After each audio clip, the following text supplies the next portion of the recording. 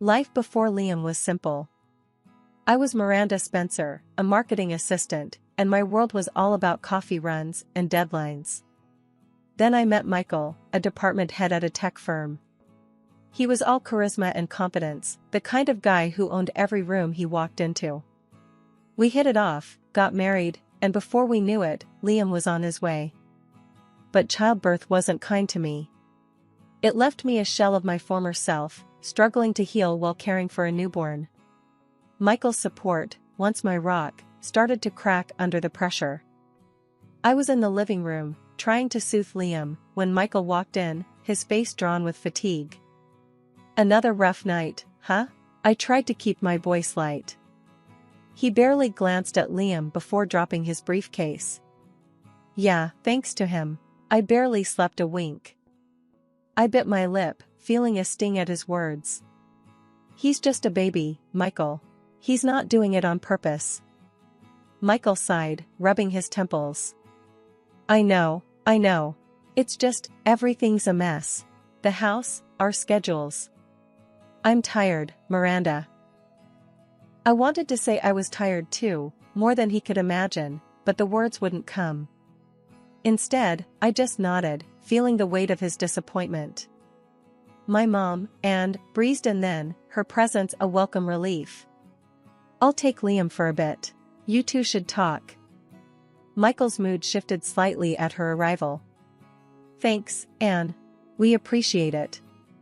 Once Liam was in my mom's arms, Michael turned to me. "Miranda, we need to figure something out. I can't keep going like this." I felt a lump in my throat. "What do you want me to do, Michael? I'm trying my best here." "It's not enough." His voice rose, frustration evident. "Look at this place. And when was the last time we, I felt a flash of anger. "I'm still healing, Michael. What do you expect?" "I don't know, Miranda, but this isn't working. We need a break from this." His words hit me like a punch. A break? What does that even mean? Michael ran a hand through his hair, looking exasperated. "I don't know, okay? I just need some space to think." I stood there, stunned, as he grabbed his jacket and headed for the door. "Where are you going?" "Out. I need air." And with that, he was gone. I sank onto the couch, feeling alone and overwhelmed. My mom came over, placing a hand on my shoulder. "He's just stressed, honey. It'll get better." But as I listened to Liam's soft coos in the next room, I wasn't so sure. Michael's words echoed in my mind, a harsh reminder of how much had changed. And I couldn't shake the feeling that this was just the beginning. The next few days felt like walking on eggshells. Michael's mood swings were more unpredictable than ever, and I was exhausted, trying to keep everything together. Liam's health took a nosedive. He was fussy, always crying, and I felt clueless about what to do. It was another sleepless night. Liam had been crying for hours, and nothing I did seemed to help. Michael stormed into the nursery, his face red with frustration. "What's going on, Miranda? Why can't you make him stop?" he snapped. I was on the verge of tears, rocking Liam in my arms. "I'm trying, Michael. He might be sick or something." "Sick? Great, just what we need," he muttered, running his hands through his hair. "I can't deal with this right now. I've got an important meeting tomorrow." I felt a surge of anger. "Well, I'm sorry our sick child is such an inconvenience to you." Michael glared at me. "You know what, Miranda? I need a break from this chaos. I'm going on a business trip for a couple of weeks." I stared at him, incredulous. "A business trip? Now? With Liam like this?" He shrugged, his expression cold. "I don't have a choice. Work needs me." I felt my heart sink. "So, what? I'm just supposed to handle everything alone?" Michael didn't answer. He just turned and left the room, leaving me standing there, holding our crying son, feeling more alone than ever. The next day, Michael was packing his suitcase when I confronted him. How can you just leave us like this, Michael? He zipped up his suitcase with a sigh. Miranda, I told you, it's work. It's not like I want to go. I couldn't hold back my frustration. It sure doesn't seem like it. You can't wait to get away from us. He looked at me, his eyes hard. Maybe I do need a break, Miranda. Maybe we both do. I shook my head, tears stinging my eyes. I can't believe you're doing this. Michael picked up his suitcase, his face set. I'll call you when I get there. And with that, he walked out the door, leaving me in a house that suddenly felt too big and too empty. After he left, I called his boss, hoping to understand why this trip was so urgent. I dialed the number, my hands shaking.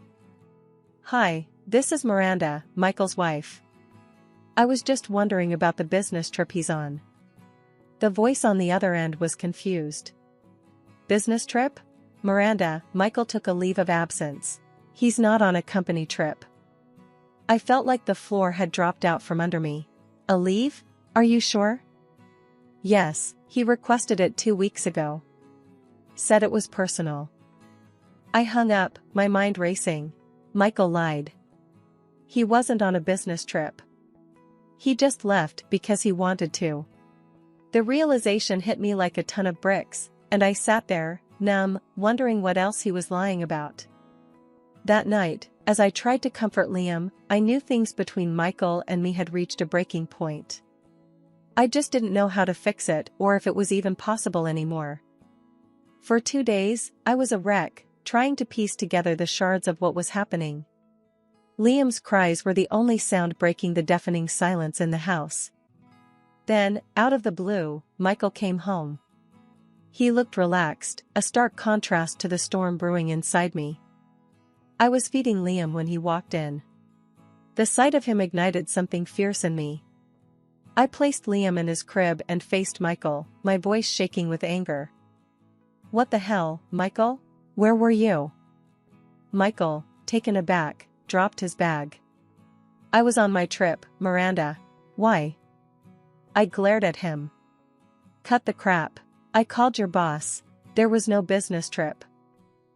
He faltered for a moment but quickly regained his composure. Okay, you got me. I needed a break, Miranda. I couldn't stand being here anymore. His words were like a slap. You couldn't stand being with your own family? He scoffed. It's not just that. It's everything, Miranda. The constant crying, the mess, you. I felt a sharp pain in my chest. Me? What about me? Michael's face hardened. You're not the woman I married, Miranda. You've changed. You're always tired, always complaining. And let's not even talk about how you look. I couldn't believe what I was hearing. Tears blurred my vision. So, this is my fault? I just had your child, Michael. He shrugged, his voice cold. I didn't sign up for this. I wanted a wife, not a burden. I was shaking now, my whole body trembling with a mix of rage and hurt. So, what now? You're just going to run away from your responsibilities? Michael's expression shifted, a smug smile playing on his lips. Actually, I met someone. She's everything you're not. I was with her these past days. I gasped, feeling like I'd been punched. You're cheating on me? He nodded, almost proudly. Yeah, I am. And you know what? I'm happier with her. The room was spinning. I struggled to find words. You're a coward, Michael. A selfish, heartless coward. He just shrugged. Call it what you want. I'm done here. I want a divorce. I stared at him, a mixture of disbelief and disgust washing over me. Fine.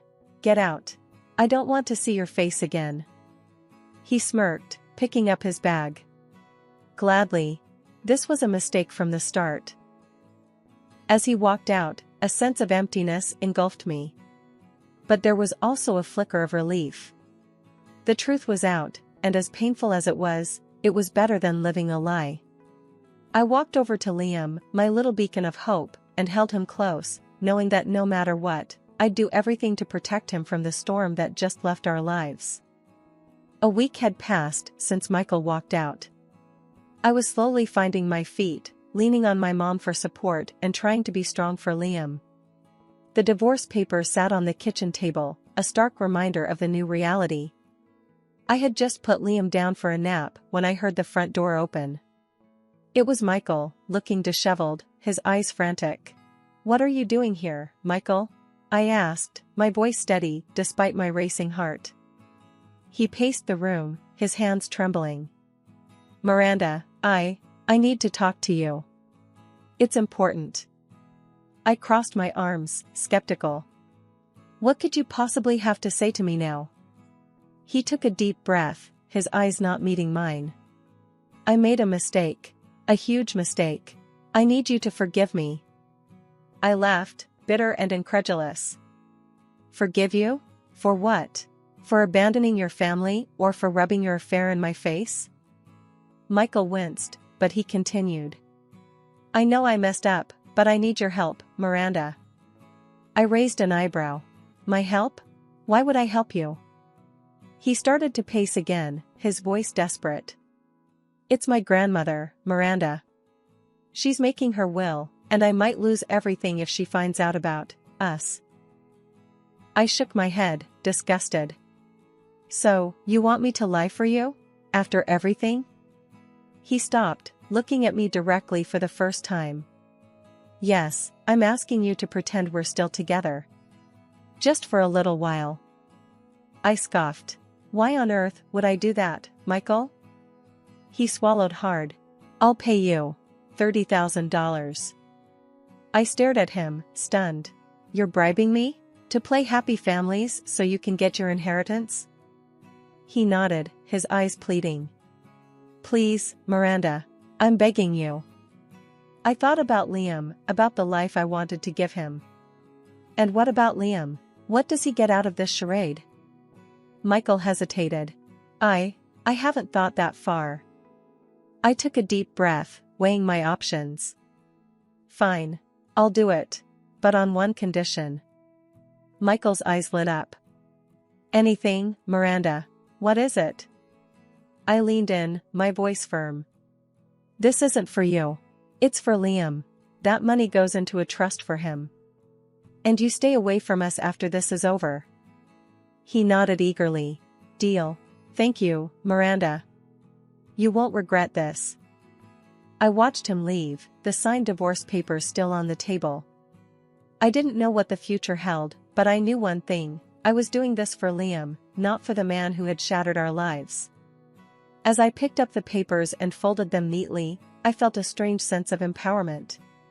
Michael thought he was using me, but in the end, I was the one in control. The day of the gathering at Michael's grandmother's house arrived. I felt like an actor about to perform in the most twisted play ever written. Michael picked me up, trying to make small talk, but I was having none of it. The grand old house loomed as we pulled up. Michael's hand found mine, a forced gesture of unity. I pulled away as soon as we were in view of the family. "Miranda, please, just for today," he hissed under his breath. I shot him a look that could freeze lava. "I'm here for Liam, not for you. Remember that." The family greeted us with smiles and hugs. Michael's mother, Diane, came over, her eyes brimming with concern. "Miranda, dear, we've missed you. How's little Liam?" I forced a smile. "He's good, Diane, thank you. Growing fast." Michael's father, Richard, clapped him on the back. "Son, good to see you. Work keeping you busy?" Michael nodded, the picture of the devoted family man. "Always, Dad, but I make time for what's important." The hypocrisy of his words made my stomach turn. We were ushered into the living room where Michael's grandmother, Mrs. Eleanor Hargrave, sat regally in her armchair. Her sharp eyes missed nothing. "Miranda, my dear," she greeted me, her voice strong despite her age. "It's so good to see you." I approached her, respectful yet distant. "Thank you for having us, Mrs. Hargrave." She nodded, then turned to Michael. And you, Michael, how have you been? He perched on the edge of a chair, all eagerness. Great, Grandma. Really great. She hummed, her gaze piercing. Is that so? And your marriage? How is that faring? Michael reached for my hand again, squeezing it. Better than ever, Grandma. I felt like I was going to be sick. The afternoon dragged on with idle chit-chat and family updates. I played my part, smiling when needed, laughing at the right moments, but inside, I was screaming. Finally, Mrs. Hargrave cleared her throat. I suppose you're all wondering why I've called you here today. The room fell silent. Everyone's attention was on the matriarch of the Hargrave family. She continued, her voice firm. It's about my will. I've made some changes, and I wanted you all to be the first to know. Michael squeezed my hand tighter, his anticipation palpable. I could only think about getting through this charade and getting out. The sooner this was over, the better. As Mrs. Hargrave began to speak about her will, a tense silence enveloped the room. I felt Michael's grip tighten on my hand, his anxiety palpable. I, on the other hand, was bracing myself for the performance of my life. Mrs. Hargrave, with her lawyer by her side, began methodically outlining her decisions. To my daughter, Diane, I leave the summer house in Maine. The details blurred as I zoned out, my mind racing with thoughts of Liam and the future. It wasn't until Mrs. Hargrave's tone changed that I snapped back to attention. And now, to my grandson Michael, she began, her voice firmer. The room seemed to hold its breath. Michael leaned forward, a forced smile plastered on his face. Yes, Grandma? Mrs. Hargrave looked him straight in the eye. Michael, I've always hoped you'd grow into a man of integrity, like your father. But it seems I was mistaken. Michael's smile faltered. Grandma, what do you mean? She continued, unflinching. I mean that a man who betrays his family, who lies and cheats, does not deserve my legacy. You could hear a pin drop. Michael's face drained of color. Grandma, I don't understand. What are you talking about? Mrs. Hargrave's gaze turned to me. Miranda, my dear, would you like to explain? I felt every eye in the room on me. Taking a deep breath, I stood up, releasing Michael's hand. Michael has been unfaithful. He left me and Liam to be with another woman. Gasps filled the room. Michael's parents turned to him, shock written all over their faces. Michael, is this true? Diane's voice was barely a whisper. Michael stumbled over his words. Mom, it's not like that. Miranda, why are you saying this? I looked at him, my voice steady. Because it's the truth. You wanted me here to pretend everything was fine. For your inheritance. Mrs. Hargrave nodded solemnly. I had my suspicions, but now it's clear. Michael, you will receive nothing from my estate. Michael was on his feet now, desperation in his eyes. Grandma, please. I need that money. Mrs. Hargrave shook her head. Money that I fear would only fuel your selfish desires. No, Michael. You've made your bed. Now you must lie in it. Michael looked around the room, as if searching for an ally, but found none. His gaze finally settled on me, a mix of anger and disbelief. You did this, he accused. You ruined everything. I met his gaze, unflinching. No, Michael. You did that all by yourself. The room was thick with tension, the family's shock at the revelation palpable. Mrs. Hargrave's decision was final, and with it, Michael's facade crumbled. The gathering, meant to be a solemn family affair, had turned into a dramatic unveiling of truths, leaving Michael isolated and defeated. The aftermath of Mrs. Hargrave's announcement was chaotic. Michael's parents, Diane and Richard, were the first to react. Diane approached Michael, her eyes filled with disbelief and hurt. Michael, how could you do this to your family? She asked, her voice quivering with emotion. Michael, still reeling from the shock, struggled to respond. Mom, I just made a mistake. A mistake? Richard interjected, his tone harsh. You call destroying your family a mistake? I stood there, feeling like an outsider in their family drama. Mrs. Hargrave, however, remained composed. This is why I made my decision. A person's true character is revealed not in their successes, but in their failures. Michael turned to me, a mix of anger and desperation in his eyes. Miranda, tell them it's not like that. I looked at him, feeling a strange sense of detachment. What do you want me to say, Michael? That you didn't leave? That you didn't have an affair? His face contorted with frustration. You're enjoying this, aren't you? Seeing me brought down like this? I shook my head. No, Michael. I'm not. This is just the truth coming to light.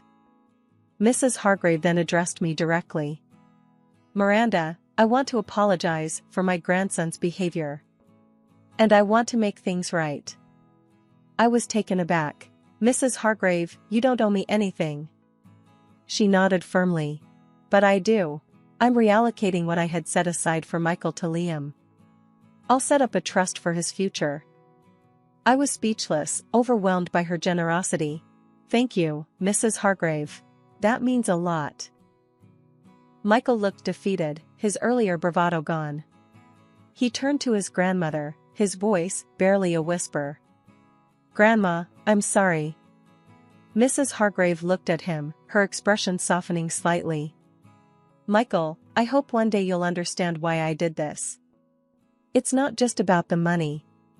It's about learning from your mistakes. The room slowly emptied, leaving Michael and me alone. He looked at me, his eyes searching for something, forgiveness, understanding, pity. I didn't know. Miranda, I don't know what to say. I collected my things, ready to leave. There's nothing to say, Michael. Just take care of yourself. As I walked out of that house, I felt a weight lift off my shoulders. It wasn't a happy ending, but it was a resolution. A new beginning for Liam and me, and maybe even for Michael, in his own way. The day I finalized my divorce from Michael felt like a long-awaited exhale. It was done, the chapter of my life with him was officially closed. I was at home, organizing Liam's toys, when I heard a knock at the door. Opening it, I found Michael, his eyes red and puffy. Miranda, please, I need to talk to you, he pleaded, his voice shaky. I stepped outside, closing the door behind me. What is it, Michael? He sank to his knees, a picture of desperation. I'm begging you, Miranda. Please forgive me. Take me back. I've made a terrible mistake. I looked down at him, feeling a mix of pity and resolve. Michael, it's over. We're divorced. You made your choice, and I've made mine. It's time for both of us to move on. He grabbed at my hand, his tears flowing freely. But I have nothing left. She left me, said I was a lost cause. You and Liam are all I have. I gently pulled my hand away. Michael, you can't just walk back into our lives because she left you. What about when you left us? He had no answer, just sat there on his knees, looking lost. I hope you find what you're looking for, Michael, but it won't be with me, I said firmly, my heart aching for the man he once was and for the family we could have been. Returning inside, I looked at Liam, playing contentedly. He was my world now, and I was determined to give him the best life possible, filled with love and stability. That night, after putting Liam to bed, I sat on the couch, a sense of peace settling over me. The road ahead wouldn't be easy, but it was ours to travel, and I was ready for whatever came next. Michael's chapter in our lives was over, but ours was just beginning, full of hope and new possibilities.